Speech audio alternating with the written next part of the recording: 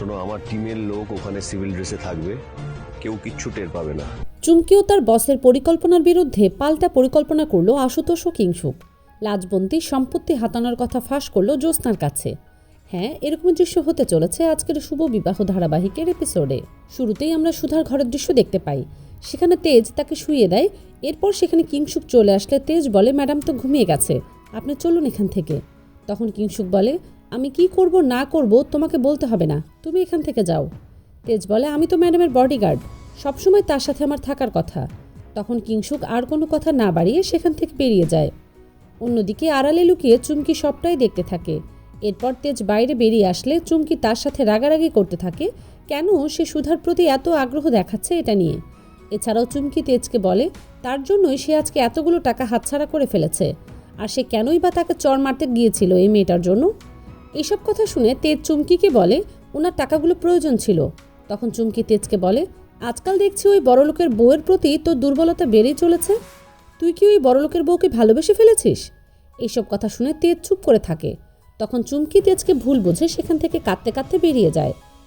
পরবর্তীতে তেজ মনে মনে বলে, এটা ভালোবাসা কিনা জানি না, কিন্তু কেন জানি না মনে হয় ওর প্রতি আমার একটা টান আছে। অন্যদিকে চুমকি বাইরে বেরিয়ে কান্না করতে থাকে। তখন সেখানে পটলা চলে আসে এবং চুমকিকে জিজ্ঞেস করে তার কি হয়েছে। তখন চুমকি তেজের সব আচরণের কথা পটলাকে খুলে বলে। যা শুনে পটলা চুমকিকে বলে, তুমি হয়তো ওই বিজুকে ভালোবেসে ফেলেছ। চুমকি বলে, তার মনে কোনো ভালোবাসার জায়গা নেই। এরপর সে পটলাকে বলে, আজকের পর থেকে ওই বড়লোকের বউটাও আমার শত্রু হলো। আমি ওই কিংশুক লাহিড়ী আর বড়লোকের বউকে কিছুতেই ছাড়ব না। পরের সিনে আমরা বসু মল্লিক বাড়ির ড্রয়িং রুমের দৃশ্য দেখতে পাই। সেখানে কাননবালাকে বাড়ির সকলেই বোঝানোর চেষ্টা করছিল যাতে সে তার সিদ্ধান্ত বদলে ফেলে, কিন্তু কাননবালা বলে সে কিছুতেই তার সিদ্ধান্ত বদলাবে না।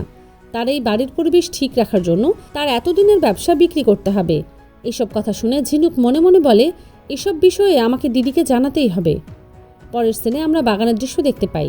সেখানে কিংশুক সুধার হাতে 5 কোটি টাকা তুলে দেয়।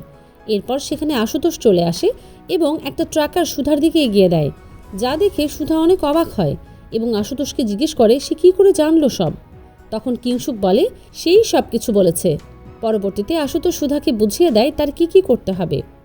পরের সিনে আমরা আবার ড্রয়িং রুমের দৃশ্য দেখতে পাই। সেখানে জ্যোৎস্না ও ঝিনুক সুধাকে খুঁজে না পাওয়ায় আলোচনা করছিল।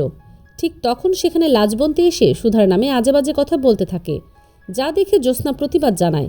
পরবর্তীতে লাজবন্তী জ্যোৎস্নাকে বলে সে এ বাড়ি থেকে সুধাকে তাড়িয়ে ছাড়বে, তারপর পুরো সম্পত্তি নিজের করে নেবে। এই কথা শুনে জ্যোৎস্না অনেক অবাক হয় এবং তার শাশুড়িকে বলে, তার মানে আপনি ঠাম্মির কানে সুধার ব্যাপারে বিষ ঢালছেন? লাজবন্তী বলে, বেশ করেছি, এই পরিবারের ভাঙন ধরাতে আমি সব করব।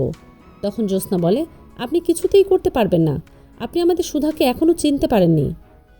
পরের সিনে আমরা চুমকিও তার বসকে দেখতে পাই। তারা রাস্তায় দাঁড়িয়ে ছিল আর অন্যদিকে তরি একটা গাড়িতে বদ্ধ অবস্থায় ছিল। এরই মধ্যে চুমকি তার বসকে জিজ্ঞেস করে, বড়লোকের বউটা যদি আবারও কোনো চালাকি করার চেষ্টা করে তখন আমরা কি করব?